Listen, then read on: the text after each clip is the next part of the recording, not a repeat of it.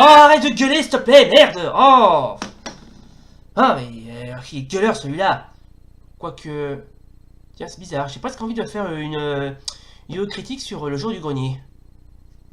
Ouais, tiens, oui, pourquoi pas. Salut tout le monde, c'est Vince. Alors aujourd'hui, une nouvelle vidéo spéciale critique où je vais faire une critique vidéo sur un youtubeur que vous avez certainement croisé, que vous adorez, que vous l'adorez tellement qu'on a presque envie de lui ériger une statue comme idole religieuse. Il s'agit bien évidemment du joueur du grenier. Alors... Le joueur du grenier, qui est-ce? Eh ben tout simplement c'est un youtubeur avec quasiment hyper connu sur les réseaux sociaux. Il est surtout connu pour son sadomasochisme et surtout pour ses tests de jeux pourris, mal faits, limite à chier. Et d'ailleurs on peut voir très clairement que ce mec est fait pour être youtubeur. Pourquoi j'ai donc décidé d'en parler? Parce que oui, j'aime beaucoup certains passages dont il a parlé, et surtout il y a certains trucs qui n'a... Hormis ces vidéos qu'il avait fait qui sont assez bien faites, ça j'en doute pas. Mais il y a certains trucs qu'il a complètement zappé. Mais il y a une chose que le joueur du grenier n'a pas dit, c'est que hormis les plagiats que Mondo World a fait sur Disney, ils ont aussi produit d'autres séries à succès, notamment les fameuses séries qui parlent justement de contes pour enfants, que ce soit Blanche-Neige, Cendrillon, Robin des Bois ou encore Zorro.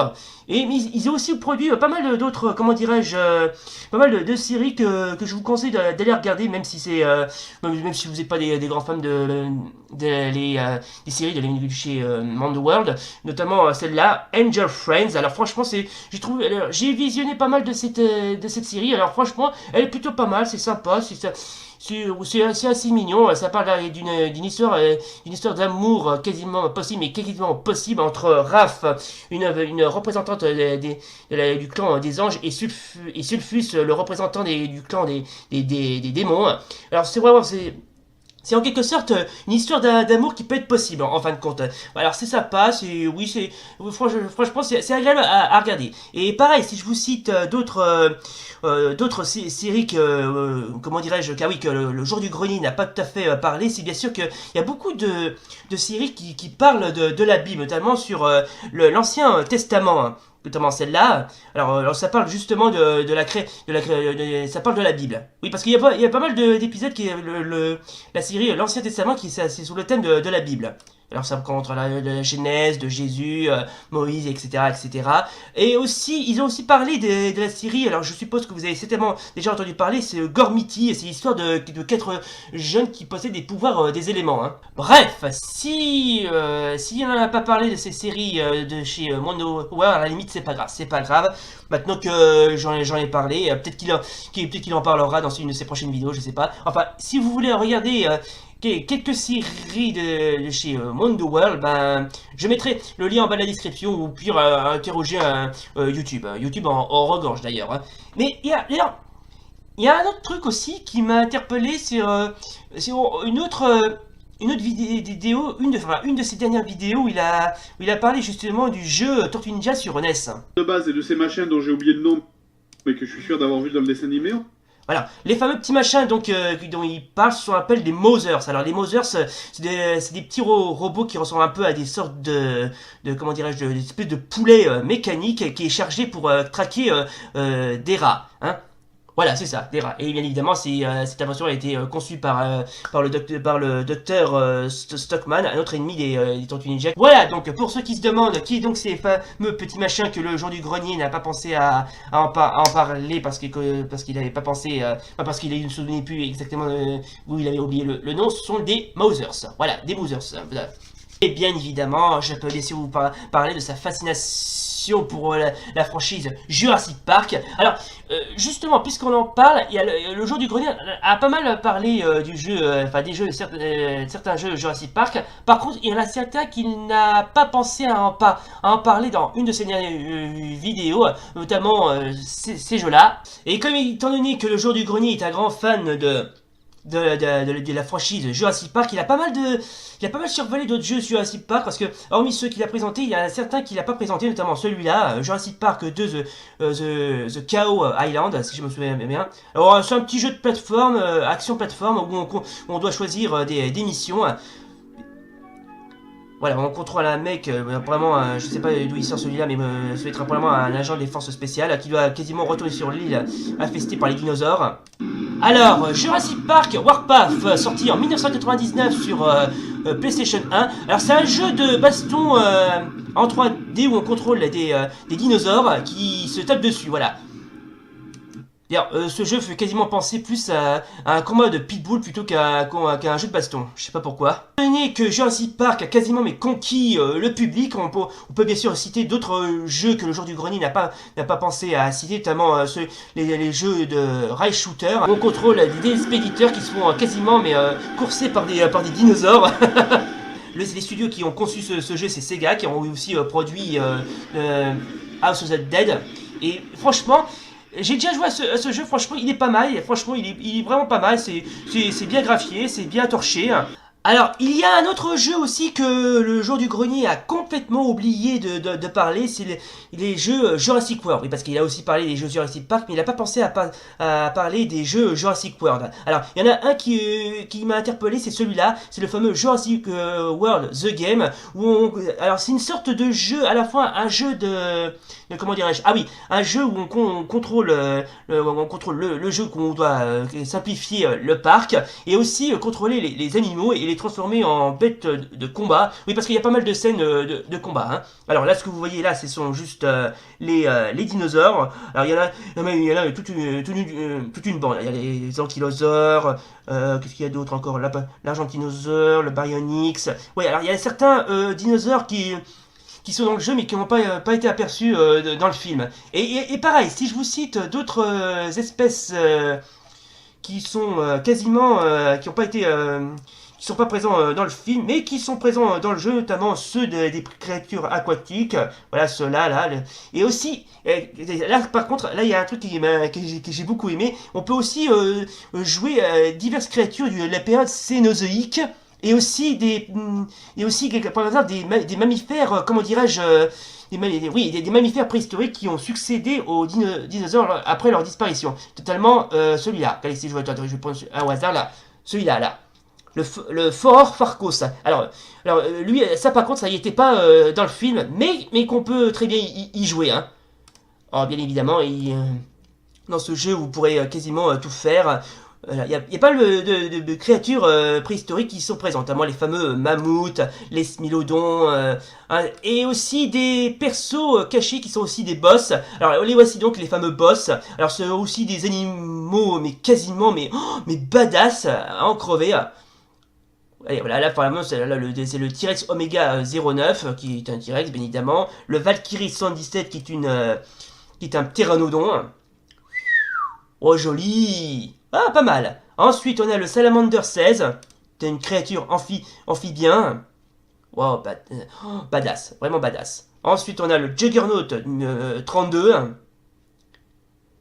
Oh putain. Alors ça, c'est quasiment un Triceratops, mais en version métal, quoi. C'est vrai, il est bien, on va pas se mentir. Alors, il y a aussi le Death Dodo. Le dodo mort, ouais. Oui, parce qu'il faut pas oublier que le dodo était aussi une espèce préhistorique. On se demande toujours si ça a vraiment disparu, mais c'est pas grave. Alors ensuite, on a le Colossus, qui est une sorte de requin. Ouais. Là, le Alpha 06, je sais pas, je me demande si c'est pas un autre tyrannosaure ou quelque chose comme ça. Ensuite, on a le Maelstrom, qui est un Mégalocéros. Alors le Mégalocéros, c'est une sorte de cerf. Oui, une cerf géant. Là, le Vulcan, ça c'est le Vulcan 19. Bon, je sais pas quel genre de dinosaure à cornes c'est, mais qu'importe. Ça, le Phoenix 44, un autre dinosaure volant. Le Kraken 18, alors ça c'est un Kraken, voilà, ouais. Et enfin, le dernier, le Ouroboros, qui est une sorte de serpent géant. Voilà. Et quand je parle de combat, je ne me suis pas trompé. Il y a bien sûr d'autres types de combats où on peut laisser des dinosaures se battre entre eux. Ça va à l'encontre des dinosaures qui affrontent d'autres congénères. Voilà, face à face.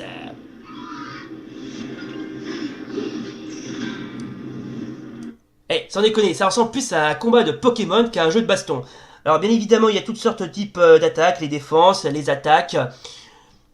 Bref, franchement c'est assez bien foutu, le jeu est assez bien foutu. Hein.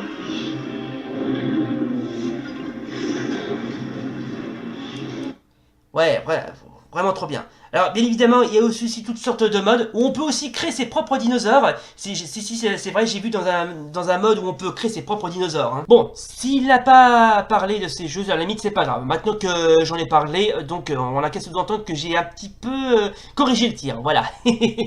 Bon, alors.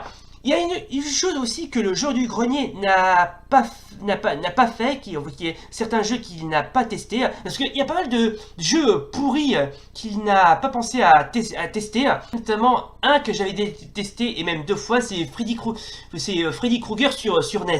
Alors franchement ce jeu a l'air de... c'est un petit peu en quelque sorte...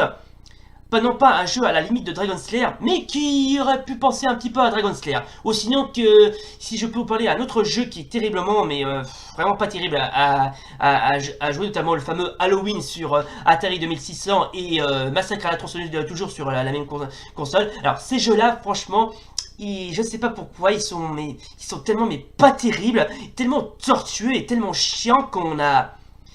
Et on se demande toujours pourquoi le jour du grenier ne les a pas testés, c'est quand même bizarre. Peut-être qu'il les testera un jour, je sais pas. Enfin, une chose est sûre, si vous voulez lui demander de tester ces jeux, ben... demandez-lui, on ne sait jamais, peut-être qu'il le fera. Mais il faut dire que quand on crée des jeux vidéo, il faut savoir mais bien coder et aussi paradoxalement, essayer de mieux gérer. Parce que si on crée un jeu vidéo et qu'on n'arrive pas très bien à le coder et si on n'arrive pas très bien à le gérer, là, ça prouve que ce jeu est mauvais.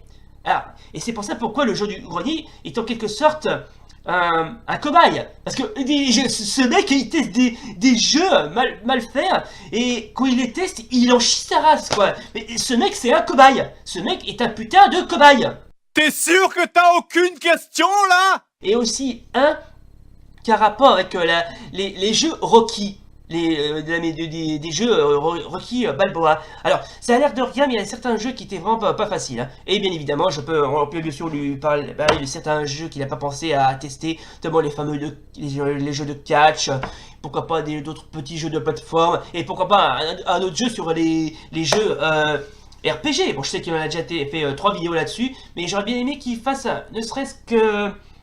un petit 4ème parce que j'avais envie qu'il retente l'expérience. Je sais pas pourquoi. Mais bon, mis à part ça, si un jour il pourra tester certains jeux qu'il n'a pas pensé à tester, bah, peut-être qu'un jour il les testera. Bon, et bien évidemment, s'il a envie de tenter l'expérience, ben, je lui souhaite quand même bonne chance. C'est du sarcasme. Voilà les gens, donc voilà, c'était donc la vidéo spéciale critique sur le jour du grenier. Donc comme vous l'avez vu, j'ai pas dit le moindre mal sur lui pour la simple bonne raison que j'ai quasiment mais rien contre lui. Et je n'ai pas non plus, fait de mauvaises critiques, ce serait quasiment tiré sur l'ambulance. Et de plus, bon, ça va, on peut dire ce qu'on veut sur lui. S'il teste des jeux, il a envie de se faire du mal, bah grand bien lui fasse. En tout cas, s'il a envie de continuer, bah qu'il continue. Je lui souhaite quand même une bonne continuation. Bon, mais bien évidemment, si vous avez envie de le rencontrer et de savoir s'il a envie de tester ces jeux, j'espère de se faire un petit peu plus de mal, j'espère qu'on rigole un petit peu plus, on verra. Je suis sûr qu'il va aimer. Voilà, donc c'était donc la vidéo critique sur le jeu du grenier. Si la vidéo vous a plu, n'oubliez pas le pouce bleu et l'abonnement. Et d'ici là, salut. Oh et puis tant j'y pense, j'aimerais dédier ce cadeau